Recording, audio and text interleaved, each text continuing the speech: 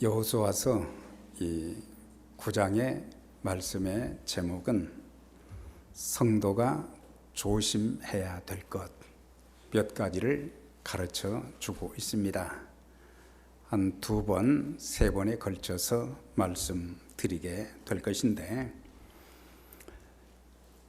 제가 초등학교 시절에 교회를 다녔습니다. 교회 가면은 꼭 주일학교 선생님들이 거의 매주마다 빠짐없이 가르치고 또 함께 부르자고 한 노래가 있었습니다. 그 제목이 뭐냐면 조심이에요. 조심. 제목이 조심. 그 노래의 가사는 내 눈이 보는 것을 조심해, 내 귀가 듣는 것을 조심해, 내 입이 말하는 것을 조심해, 내 발이 가는 곳을 조심해, 위에 계신 주께서 사랑스레 보시네. 내 눈이 보는 것을 조심해, 내 귀가 듣는 것을 조심해, 내 입이 말하는 것을 조심해, 내 발이 아무데나 가지 말고 가는 곳을 조심해. 그런 그 노래를 참 많이 불렀습니다. 우리도 인생을 살면서 참 조심해야 될 것들이 굉장히 많이 있습니다. 보아서는 안 될 것을 보는 경우도 있고, 들어서는 안 될 그 내용을 들은 때도 있을 뿐만 아니라 그 말을 절대로 해서는 안 되는데 그 말을 한 경우도 있게 되어지고, 또한 절대로 가서는 안 될 곳에 가서 범죄한 하나님의 백성다운 아름다운 모습을 보이지 못한 그런 경우들도 있고, 더 나아가서는 이성 문제라든지 물질 문제, 그리고 인간관계에서 조심하지 못함으로 인해서 아름다운 인생을 살아야 될 그 복된 인생 여정이 참 수치스럽고 부끄러운 것들로 얼룩진 그런 삶을 살아가는 사람들을 우리 주변에서 많이 본 적이 있습니다. 더더욱 그리스도인들은 하나님과의 관계에서도, 또한 교회 생활을 하면서도, 또한 가정생활, 사회생활 속에서도 매사에 조심하되 언행을 조심하고, 또한 다른 사람들에게 본을 보이는 그런 삶을 살게 될 때에 우리를 통해서 하나님이 영광을 받으시고, 또 하나님께서 우리에게 예비해 주신 그런 복을 누리며 살 수 있고, 더 나아가서는 불신자들에게 그리스도의 향기를 풍기는 그런 삶이 되어져서 복음의 증인으로서 귀하게 쓰임을 받을 수가 있는 것입니다. 우리가 신구약 성경을 이렇게 전체적으로 찾아보게 되면 조심하라고 하는 그런 동사가 한 17번이 나오게 되는 것을 보게 됩니다. 구약의 지도자였던 모세는 그 백성들에게 너희는 조심하여 너희를 애굽 땅 종되었던 그곳에서 인도해 내신 여호와의 은혜를, 여호와를 잊지 말고, 그렇게 권고를 했고, 모세의 뒤를 이은 여호수아 역시 인생의 마지막 임종을 앞두고 그는 그 백성들에게 이렇게 부탁을 했어요. 너희는 스스로 조심하여 너희 하나님 여호와를 사랑하라. 또한 그 후에 그 민족의 지도자가 되었던 다윗은 내가 내 행위를 조심하여 내 혀로 범죄하지 아니하리니, 자기 자신 스스로 내 언행을 조심하고 입술을 조심하겠다, 그렇게 결단을 했습니다. 신약에 와서 우리 주님께서는 말세의 징조를 마태복음 24장에서 말씀하시면서 마지막 때가 되면 기근과 지진이 있게 될 뿐만 아니라 또한 이제 사단의 미혹이 많게 될 것이다, 그걸 경고하면서 너희는 스스로 조심하라, 미혹에 빠지지 않도록 조심하라, 그렇게 말씀을 해 주셨습니다. 또한 사도 바울은 믿음이 연약한 자들이 나로 인해서 시험에 들게 될까 봐, 시험에 들면 안 되니까 내 자신을 조심하라 그랬어요. 선질로 생각하는 자 넘어질까 조심하라. 또한 내가 다른 성도들에게 폐를 끼치지 않기 위해서 나는 조심하고 또 조심하겠다. 갈라디아 교회, 고린도 교회 성도들에게는 만일 서로 물고 먹으면, 물고 뜯으면 피차 멸망할까 조심하라. 그 외에도 많이 조심하라고 하는 그런 동사가 많이 나옵니다만은, 정리를 하게 되면 하나님과의 관계에서는 우리가 하나님께 받은 은혜가 너무너무 많다고 하는 사실이에요. 하나님 한 번도 나를 실망시킨 적이 없고 공평과 은혜로 나를 지키셨고, 지나온 모든 세월들 돌아보면은 하나님의 손길, 하나님의 은혜가 아닌 것이 하나도 없다. 그 은혜를 베푸신 하나님을 잊지 말아야 된다. 그리고 입술로 범죄하지 말아라. 이스라엘 백성들 삶 속에 입술의 범죄가 가장 컸고, 그 입술의 범죄로 인해서 결국에 약속의 땅에 들어가지 못하고 광야에서 전부 다 엎드려져 죽은 것을 보게 될 때에 그것이 거울이 되고 교훈이 되었다. 다시 말하면 원망과 불평하는 말을 조심하라. 하나님을 향해서 감사의 말을 해야 되고, 네, 감사의 찬송을 드려야 되고 감사의 기도를 드려야 되고, 그런데 사람들이 받은 은혜는 기억하지 못하고 조금 힘들고 어려우면 늘 원망하고 불평하는 그런 모습들 때문에 그 인생이 활짝 펴지 못하고, 네, 참 망하는 그런 모습을 보기 때문에 하나님과의 관계에서 중요한 것을 이제 조심하라. 인간관계에 있어서도 내 말과 내 행동이 다른 사람들을 실족시키거나 다른 사람들에게 상처를 주는 것을 조심하라 그랬어요. 나는 전혀 그것을 느끼지 못하는데 나 때문에 다른 사람들이 상처를 받는 경우들이 굉장히 많고, 다른 사람들이 실족하는 그런 경우들이 참 많은 거예요. 나는 내가 의도한 바는 아닌데 어떻게 하다 보니까 그 사람들이 상처를 받는데, 그래서 우리가 늘 그것을 조심해야 된다.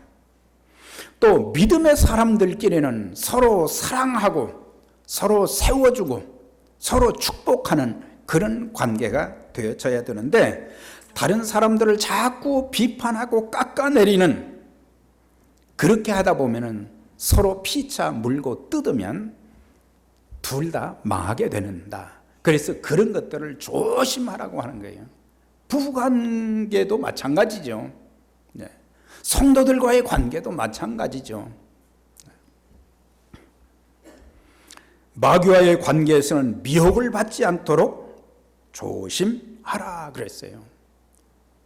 그래서 사탄은 우는 사자와 같이 삼킬 자를 매일 매순간 두루 찾고 있기 때문에, 또 우리에게 어떤 때는 위험스러운 요소로 우리를 두렵게 하기도 하지만은 우리의 눈에 보기에 좋은 것으로, 또 듣기에 좋은 것으로, 달콤한 것으로 유혹을 해서 우리가 마귀의 미혹에 빠져서 마귀의 종로로 타는 그런 삶이 될 수도 있기 때문에 우리는 조심해야 된다.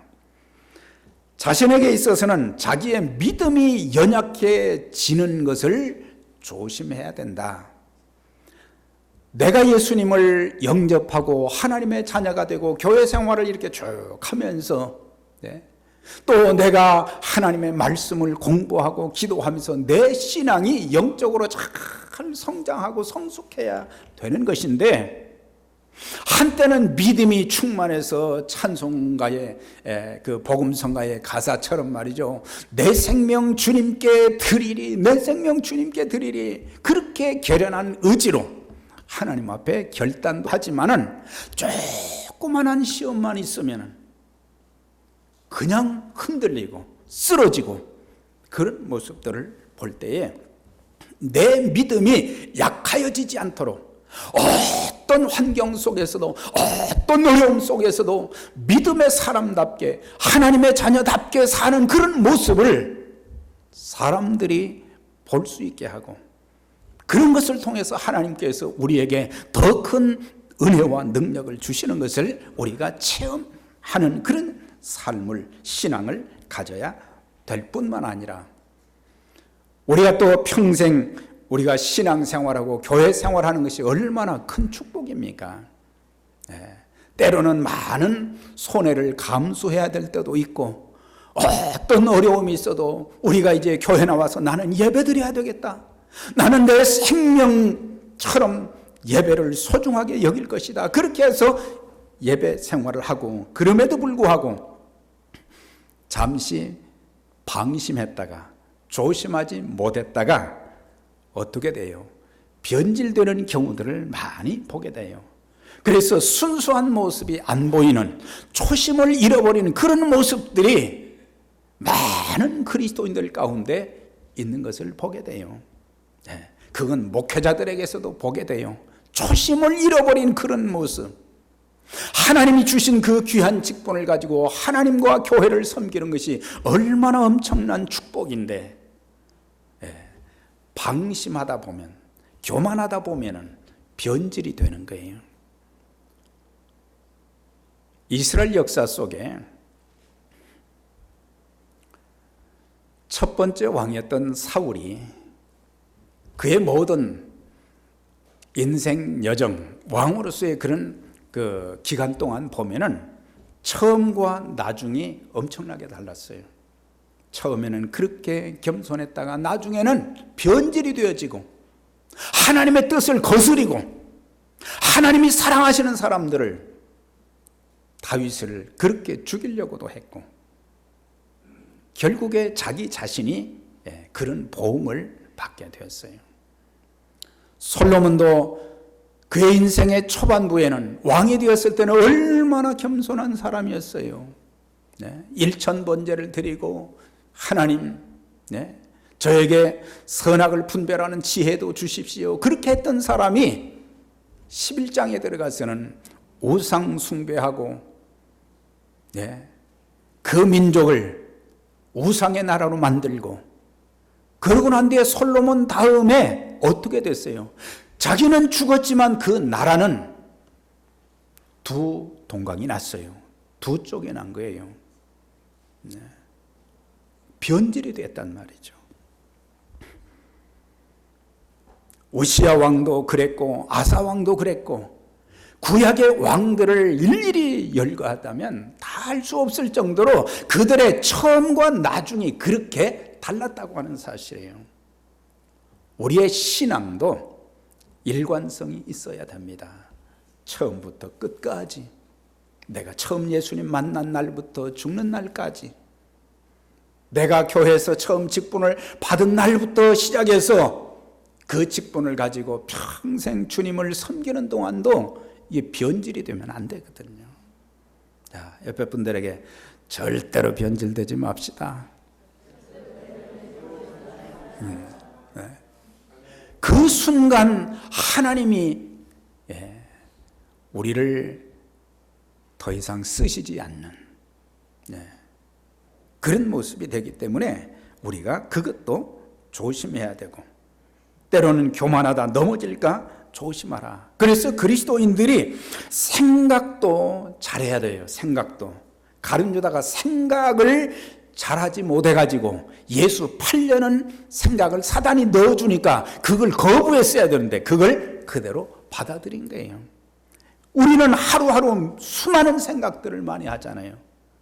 근데 건전하고 아름다운, 또 하나님 보시기에 아름다운 그런 생각들이 아니라 못된 생각, 죄된 생각, 이런 생각들 때문에 내 삶 자체가 아름다워지지 못하고 언어와 행동을 조심하지 못해서 예수 안에서 사는 삶이 가장 복되고 아름다운 것인데 그런 축복을 누리지 못하고 부끄럽고 수치스러운 그런 삶을 살아갈 때가 많은 거예요. 그래서 우리의 모든 삶은 하나님 앞에는, 위로는 하나님 앞에는 영광이 되어지고,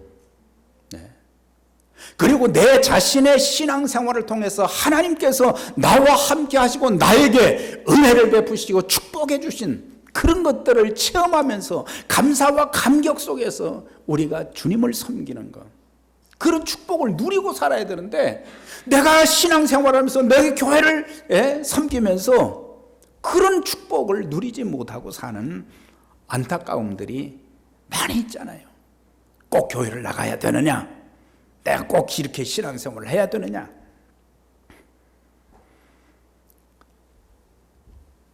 뿐만 아니라 그런 것들을 보면서 불신자들이 나도 저 사람처럼 예수 믿어야 되겠다, 그리스도의 향기를 풍기게 되고, 더 나아가서는 그 사람들을 주님 앞으로 인도할 수 있는 전도의 증인이, 복음의 증인이 될 수 있는 거예요. 오늘 여호수아서 9장을 보면은 여리고성과 아이성을 정복한 이스라엘의 군대는 에발산에서 예배를 드렸다. 지난주에 그랬죠. 에발산에서 예배를 드렸고 저주의 산에서 예배를 드렸고, 그 다음에 또 한 가지는 뭐예요? 그리심산과 에발산 사이에서 중앙에 법궤를 맨 제사장들을 거기에 세워놓고 율법의 말씀을 다 전했다. 축복의 말씀도 전했고 저주의 말씀도 전했고, 그 백성들이 하나님의 말씀을 듣고 그 말씀대로 살게 될 때에 그들이 약속의 땅에 들어가서 하나님의 축복을 누리고 살 수 있기 때문에 축복의 말씀만 전한 것이 아니라 저주의 말씀까지 가감없이 하나님 말씀을 다 전했던 것을 보게 되고, 그리고 중요한 율법의 말씀은 돌에다가 기록을 해서 그 돌비를 기념비로 세웠던 것을 보게 됩니다. 자, 그런 일이 있고 난 뒤에 가나안 땅에는 7부족이, 큰 부족이 7부족이 있었다.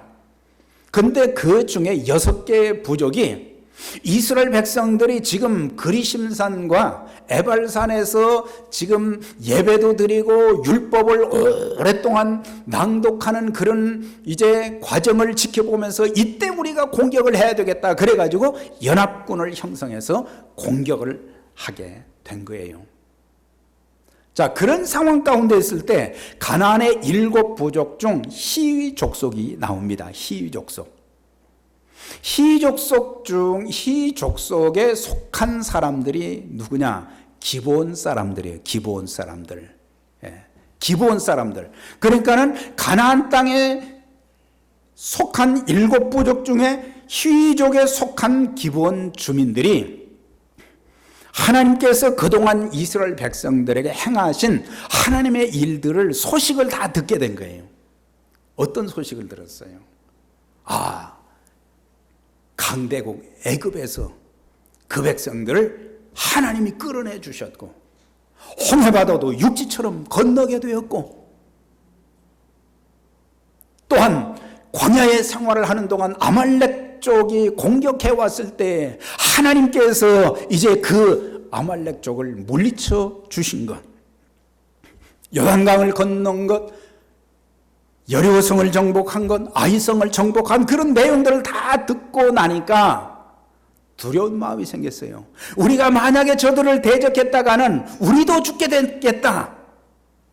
그래서 히 족속 중에 여러 이제 부족들이 있지만 그 중에 기브온 사람들은 꾀를 낸 거예요. 우리가 안전하기 위해서는, 우리 부족이 안전하기 위해서는 저 사람들과 화친을 해야 되겠다. 그래가지고 다 떨어진 전대, 포도주 가죽 부대, 그것을 나귀에다 실었다 그랬어요.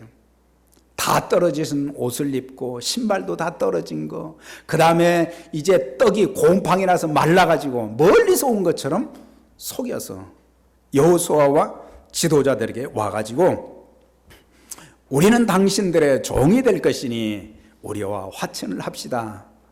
처음에는 여호수아와 지도자들이 가만히 보니까 멀리서 온 사람들은 아닌 것 같아. 가까이서 온 것 같다. 이 지역에 사는, 가까운 거리에서 사는 자들인 것 같은데, 그랬더니 그 사람들이 한 발 더 나가서 우리와 화친하면 우리는 당신들의 종이 되겠습니다. 오늘 여기서 여호수아와 지도자들은 조심하지 않았어요. 그들이 속이고 변장을 하고 와서 가까운 데 살면서도 먼 데서 온 것처럼 속이고 자기들의 생명을 건지기 위해서 화친을 하자. 그럴 때에 사실 화친을 하면 안 되거든요. 신명기에, 출애굽기와 신명기의 말씀을 보면 하나님께서는 절대로 너희가 가나안 땅에 들어가면 그들과 화친하면 안 된다 그랬어요.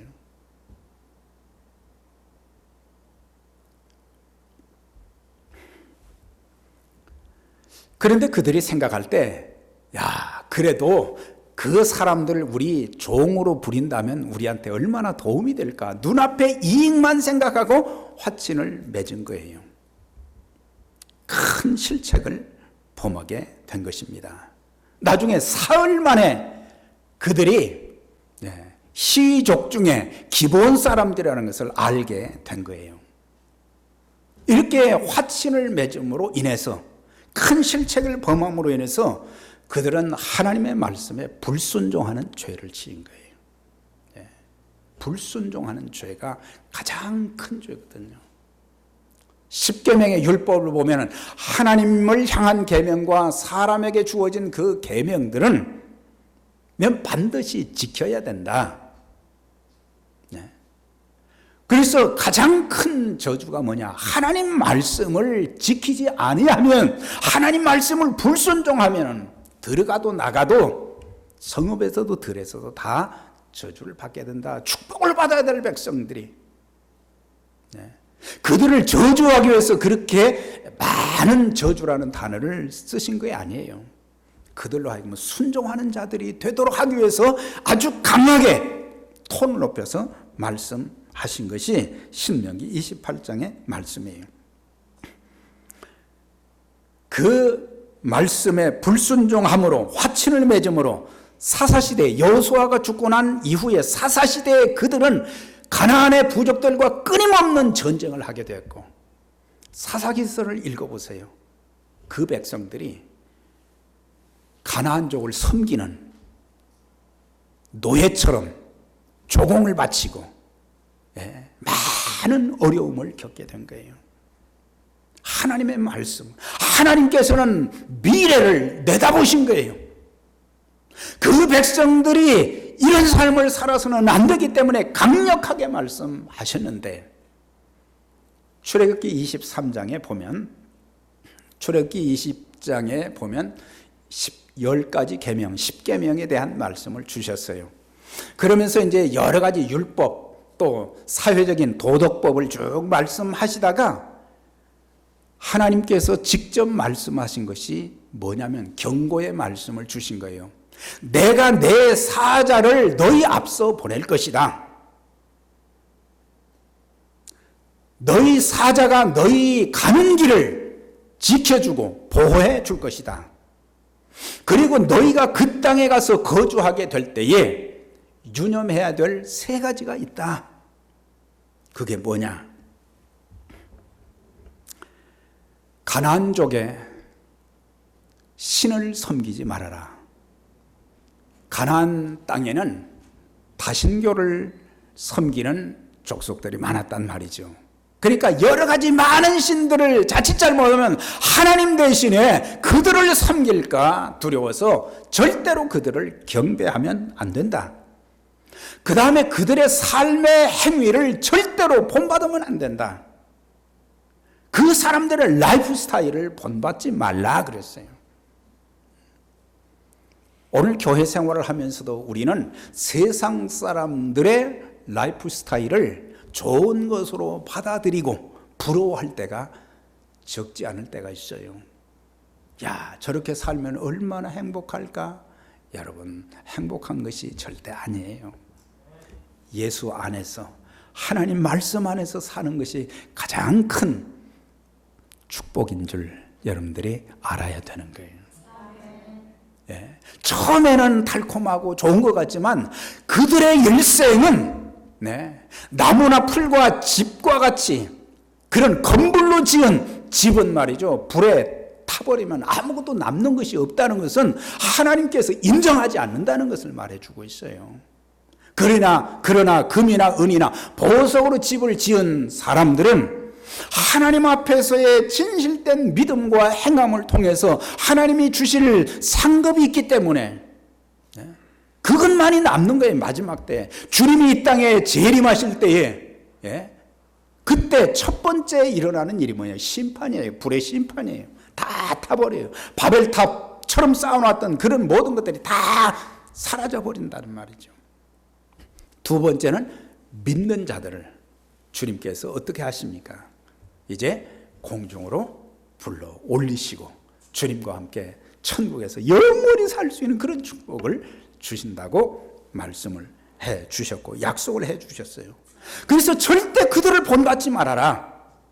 그들이 말하는 것, 그들이 행동하는 것, 그런 것들을 절대로 본받지 말아라 이거예요. 그 다음에 또 한 가지는 그들과 언약하지 말아라. 약속하지 말아라. 화친을 청하지 말아라. 이미 하나님께서 출애굽기 23장을 통해서 말씀을 주셨는데 그들은 세월이 지나면서 그걸 잊어버리게 된 거예요. 하나님 말씀을 내 마음속에, 내 머릿속에 기억해 두는 것이 큰 축복이에요. 그런 다음에 이제 광야의 40년 생활을 이제 마치게 되었을 때에 신명기 7장에 보면은 모세가 죽기 전에 120세로 이제 죽기 전에 그가 또 설교를 했어요. 설교를 통해서 간절하게 그 백성들에게 부탁한 게 있었어요. 너희가 그 땅에 들어가거든 너희는 그 가나안 족속들을 진멸하라. 그리고 어떤 언약도 맺지 말아라. 그들을 불쌍히 여기지 말고 그들과 혼인하지도 말아라 그랬어요. 과감하게 다 죽이라 그랬어요. 아유, 하나님 참 무자비하시네. 뭘 말씀한 겁니까? 이것은 죄에 대해서는 하나님의 백성들이 단호해야 된다는 것을 가르쳐 주고 있어요. 죄에 대해서는 단호해야 된다는 거예요. 예수 믿는 사람들은 yes, no가 분명해야 돼요. 사람 좋은 것만 가지고 되는 건 아니에요. 저 사람이 어떻게 생각할까? 그것보다 더 중요한 것은 내 인생의 중요한 결정을 하는 순간에 우물쭈물하고 말이죠. 머뭇머뭇하고 하나님이 제일 싫어한 것이 너희가 엘리야를 통해서 하신 말씀에 너희가 둘 사이에서 머뭇머뭇하고 있다 그랬어요. 이쪽이 유리할 것 같으면 하나님 편에 붙고 저쪽이 유리할 것 같으면 저쪽에 가서 붙고 서고 말이죠. 죄에 대해서는 우리는 단호해야 된다. 그걸 말씀하는 거예요. 왜? 죄는 우리의 영혼을 파괴시키고 우리의 인생을 파괴시키는 그런 일이 되기 때문에 절대로 죄와는 타협을 해서 안 된다. 그걸 말씀하는 거예요. 사실 우리가 살면서 하나를 죄 지는 사람들을 보면 하나를 용납하게 되면 그 다음부터 계속해서 죄를 용납해요. 그래서 이 범죄자들, 감옥에 있는 사람들을 보면요, 초범들, 초범들만 많이 있는 게 아니에요. 5범, 10범, 15범. 예? 죄를 범한 사람들이 더 많이 들어와요. 예. 왜 그래요? 하나를 허용했기 때문에 나중에는 그걸 죄로 여기지 않고 그런다는 거예요. 그래서 그들의 인생이 결국에는 비참하게 파괴되는 그런 모습들을 많이 보잖아요. 하나가 무너지면 그 다음도 무너지는 거예요. 그래서 예수 믿는 사람들은 사단에 대해서, 죄를 짓게 하는 사단에 대해서, 또 죄에 대해서는 단호해야 된다는 거예요. 이것이 하나님 뜻이 아니면, 하나님 기뻐하지 않는 일이라면 우리는 노할 수 있어야 되는 거예요. 그 사람이 아무리 나한테 친해도, 교회 생활을 하면서도 마찬가지예요. 사람 편에 서지 말고 하나님 편에 서야 되는 거예요. 언약하지 말고 혼인하지 말라는 건 결혼하지 말라는 그 의미가 아니라, 우상을 섬기는 사람들과 결혼을 하다 보면은 나도 모르게 우상 숭배자가 될 수 있기 때문에, 그래서 그들과 혼인하지 말라. 그래서 결혼 문제를 믿는 사람들은 안 믿는 사람을 이제 결혼을 통해서 예수 믿게도 해야 되지만, 그런 경우는 어렵기 때문에, 그래서 믿는 사람들과 같이, 멍에를 같이 할 사람들과 결혼하는 것이 중요하다. 하나님은 그 백성들이 약속의 땅에 들어가서 하나님의 택한 백성답게 살기를 원하셨어요. 하나님의 기대가 있었을 거 아니에요. 왜 하나님이 하나님의 형상을 따라서 사람을 지으셨습니까? 하나님이 아브라함 한 사람을 선택하시고 그 민족에게 주실 그 축복을 늘 기억하면서, 이 백성들이 내 백성인데 내 백성답게 살고 내 백성들을 통해서 하나님의 이름이 전 세계에 전해지기를 바라는 그런 기대감이 있으셨는데, 하나님의 기대와는 빗나간, 그들이 축복받는 삶을 살기를 원했는데 하나님의 축복을 받지 못하고 잘못되어가는 그 백성들을 참 보면서, 그럼에도 불구하고 하나님은 그들을 계속해서 축복하시는 은혜의 하나님, 사랑의 하나님인 것을 보게 돼요. 민수기 6장 24절 이하에 쭉 보면은 아론, 대제사장 아론이 축도하는 내용이 나와요. 거기에 그 축도가 세 가지래요. 거기에 대해서 이제 말씀을 드렸잖아요. 그런데 그 축도를 통해서 보면 삼위 하나님의 사역이 여기에 나와 있는 것을 보게 돼요. 여기에서는 여호와, 하나님의 이름을 3번이나 썼어요. 그러나 첫 번째 여호와는 성부 하나님의 사역을 여기서 말씀해 주고 있어요. 그게 뭐냐? 여호와는 내게 복을 주시고 너를 지키시기를 원하며, 그것은 성부 하나님의 사역이에요. 하나님은 우리를 지키시고 축복해 주시기를 원하시는 하나님이시다. 그 다음에 여호와께서는 내게 얼굴빛을 향하여 드사 은혜 베푸시기를 원하시며, 이거는 성자 하나님의 사역을 말해주고 있어요. 다시 말하면 대속과 구원의 은총, 우리 죄를 대신해서 십자가를 지시고 죽으시고, 그 다음에 그분이 부활하심으로 말미암아 우리에게 생명과 영원한 소망을 주신 성자 하나님 예수 그리스도의 대속의 은총, 구원의 은총, 그 축복을 받기를 원한 거예요. 그 다음에 내게 평강 주시기를 원하노라 할지니라, 이거는 성령께서 주시는 평안함, 기쁨, 성령님이 우리 안에 들어오시게 될 때에, 성령님이 우리 안에서 주인 되실 때에 하나님 성령님을 통해서 주어지는 축복이 엄청나잖아요. 성령의 열매, 사랑과 희락과 화평과 오래 참음과 자비와 양선과 충성과 온유와 절제라고 그랬어요. 성령의 열매가 우리 속에 참 충만하게 될 때에 내 삶을 통해서 열매가 맺어지는데 기쁨과 감사와 감격이 넘치게 되는 거예요. 그래서 그래서 찬양을 할 때도 그 찬양이 말이죠, 표정을 보면 알거든. 성령님이 저 마음을 지금 지배하시는 찬양인가, 입술만 이렇게 움직이는 그런 찬양인가, 또 저 사람이 입술로만 부르는가, 아니면 가슴으로 하나님이 주신 그 놀라운 성령의 기쁨과 감격을 통해서 하나님을 찬양하고 예배하는지, 그게 그냥 다 드러나거든요. 하나님은 그 백성들이 그런 축복을 누리며 살기를 원하신 거예요. 그런데 오늘 여호수아와 지도자들이 참 여호수아를 보면서 대단한 사람인 것 같지만 연약한 한 인간이라는 것을 여호수아가 실책한 게 벌써 여러 차례 있었어요.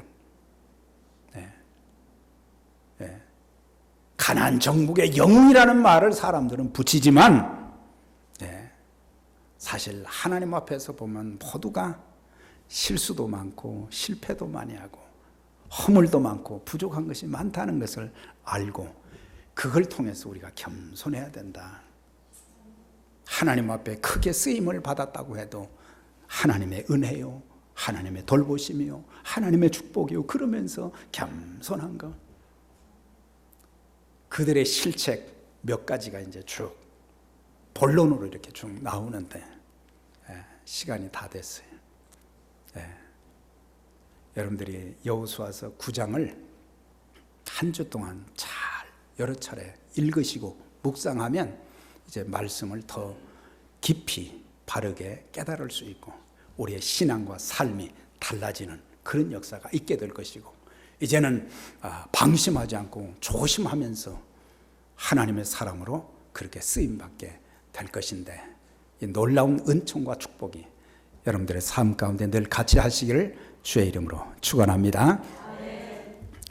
전능하신 하나님 감사합니다. 오늘도 우리에게 주신 말씀들을 기억하면서 저희들이 조심하지 못해서 겪는 많은 아픔과 고통과 비극들이 있었는데, 이제는 하나님과의 관계에서도 사람들과의 관계에서도 또 나 자신과의 관계에서 늘 조심해서 우리의 신앙과 삶이 더 아름다워지고, 또 평생 살면서 여호수아가 범했던, 지도자들이 범했던 그런 실책을 범하지 않고 하나님의 사람답게 살면서 주님의 영광을 드러내고, 또한 하나님께서 예배하신 복을 누리고, 더 나아가서는 믿지 않은 사람들에게 그리스도의 향기를 풍기며, 또한 복음의 증인으로 우리 모두가 평생 아름답게 귀하게 쓰임받도록 하나님께서 모든 믿음의 가족들 축복하여 주시고, 주의 몸된 교회가 진리의 말씀에 굳게 서서 주신 사명을 끝까지 잘 감당하여 아름답게 쓰임받는 교회가 될 수 있도록 주여 은총을 더해 주옵소서. 예수님 이름으로 기도하옵나이다. 아멘.